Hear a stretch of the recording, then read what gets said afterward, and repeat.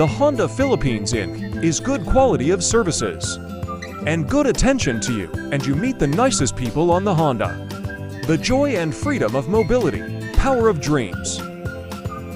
Good morning, ma'am. Good morning. So, ma'am, ano yung mong question? How are you today? Always better than yesterday. Kuha na dong. The fourth question is, what is your permanent address? Sa kuwan, hibihin ka na bagat hibihin. Pero right now na ako Ilaya Heights. The final is, what are the common problems in the company or inside the company? Okay lang magkakalang Bisaya. Okay lang.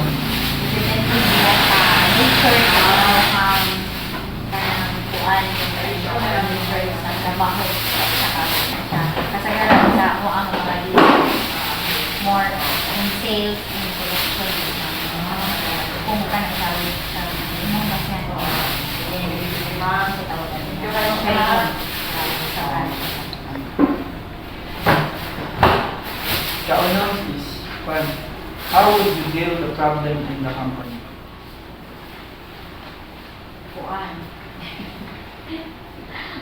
Yung ito na pag umot last time talaga. Kuan sad sa diri. Kuan lang gid i-implement ang company house rules ug ang kanang sa tawagan niya. Nang unsa ang kanang kuan ni kumpanya sa amo ba or sa management na mo higher ups na mo kung unsa ang ilang mga sa kanang standard operating procedures kuan lang siya i-implement lang siya kana kung ang imong basehan is ang operation sa kanang sa tawagan niya when it comes to target sales kana og sa collection kana mo na imong i-apply nimo ang kanang sa tawagan niya company policy sa kanang kuan sa amuha kay nagpautang man may cash or installment kani ang amuha gi-cater so muna siya. So, what are your management styles? Carrot and stick jud ang ako ang kuan sa ila kumbaga kung ang depende magid hinuon pud sa nature pero sa amo amang god ang kumpanya is gaset og kanang target per month sa amo kung mahit na mo amo ang target both sales and collection kana muhatag ko personally og kanang pang pa-stocks lang sa akong mga staff appreciate na ilahang mga effort may unana pero kung wa sad appreciate gihapon ako na sila mo pagkaon gihapon ta maka-receive mo mahit o dili gihapon basta nalay kwarta pero wa gani walang sa Kay, how you handle the lazy employees?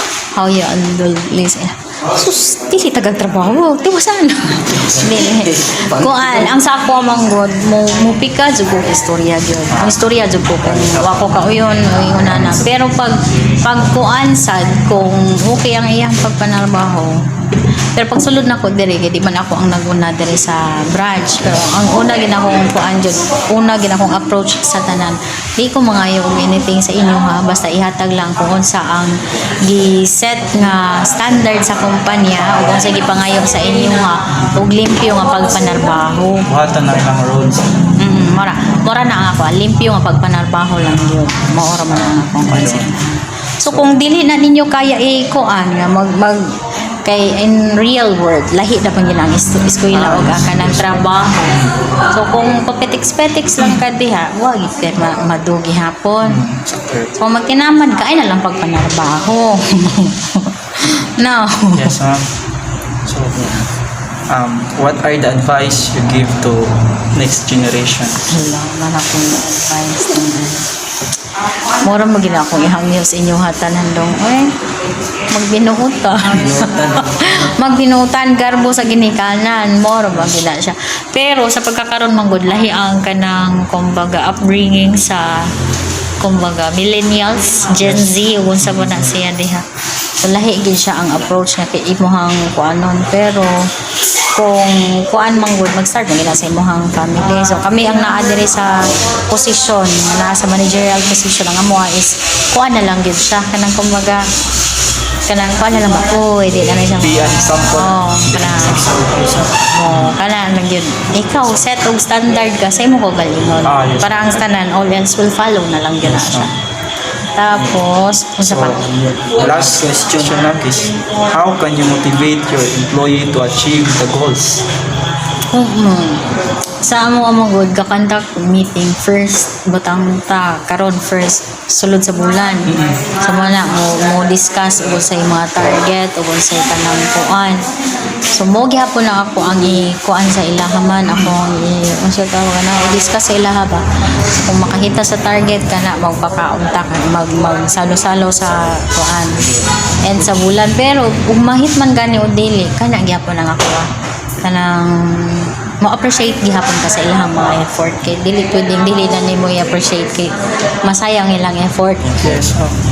Kana siya. Consider ka. Tapos isa sa mga kuan question ninyo dito is katong kuan lagi how do you handle kanang lazy employees na kung katong giingon sa inyo nga i-call up na pang attention pero naamgod sa kuan na nga kanang dili jud ko mo tawag sa ilaha nga naa ko sa kung heights kalagot kay di na pwede sa kung istorya jud kung di maayo so at least kanang murag nagkuan na siya gamay banig gamay ni subside na siya gamay akong kalagot para gamay na lang titik para di kay sakit so mo basi ko na po volume so Thank you kayo, ma'am. Sa dili na mag-picture ha. Kato lang yapon nga documentation. Dihang iya gid. Dili na mag-picture ha.